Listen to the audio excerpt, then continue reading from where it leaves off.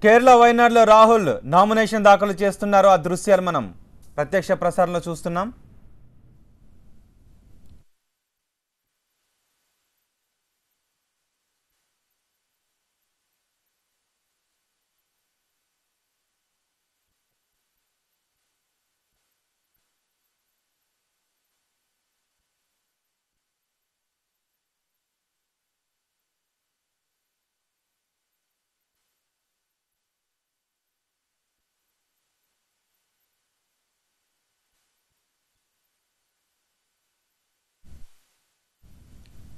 దక్షిణాదిలోని కేరళ నుండి కాంగ్రెస్ జాతీయ అధ్యక్షుడు పోటీ చేస్తుండటం ఇదే తొలిసారి ఘనతను రాహుల్ గాంధీకే దక్కిందని కాంగ్రెస్ శ్రేణులు సంబరాలు చేసుకుంటూ చెప్తున్నారు.